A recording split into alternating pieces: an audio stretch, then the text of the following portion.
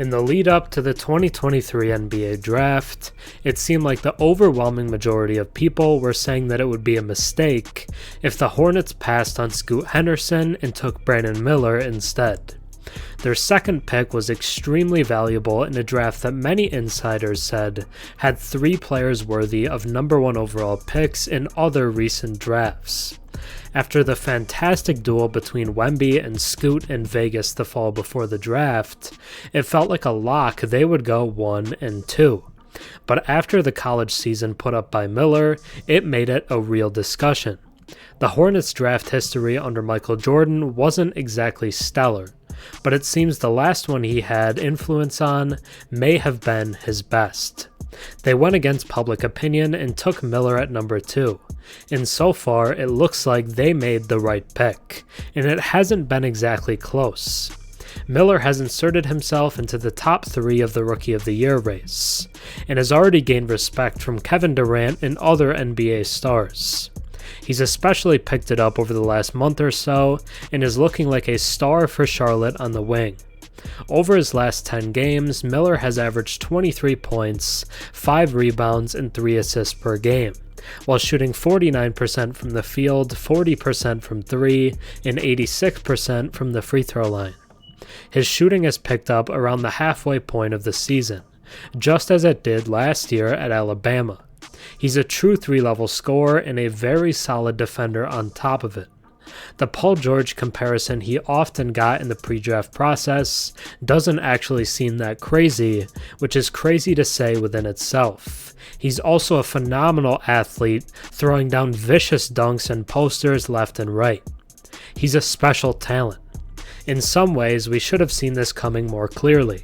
He averaged nearly 20 points per game as a freshman in the SEC, and was named a consensus All-American.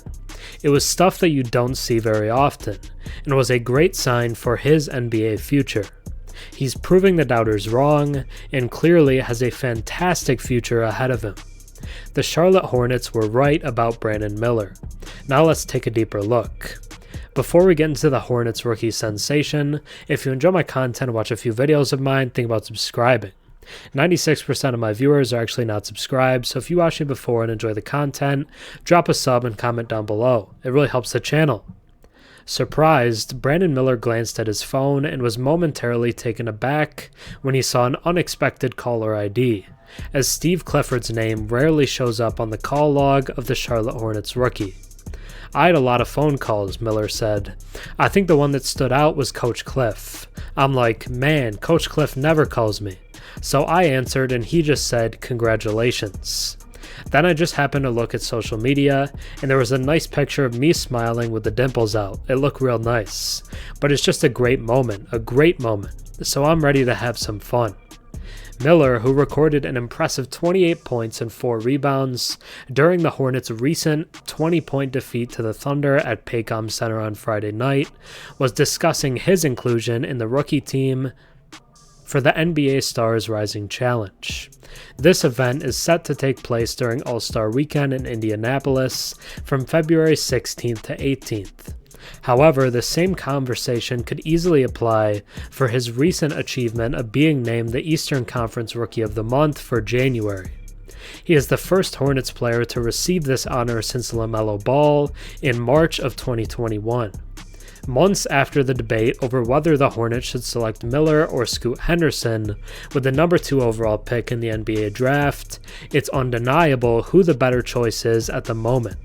Charlotte was captivated by Miller's skill set, envisioning the 6'8", 205-pound player as a perfect fit. He is proving them right by delivering an impressive first season and evolving into an effective two-way player. Despite the Hornets facing a series of injuries throughout the season, Miller's role has varied, yet he continues to excel. He has already secured a place in the team's foundation, currently boasting the 3rd highest scoring average at 16 points per game. With the Hornets roster shrinking due to Ball's sore ankle, leading him to miss his 4th straight game on Friday, and Terry Rozier's move to Miami, Miller is shouldering an increasing amount of responsibility.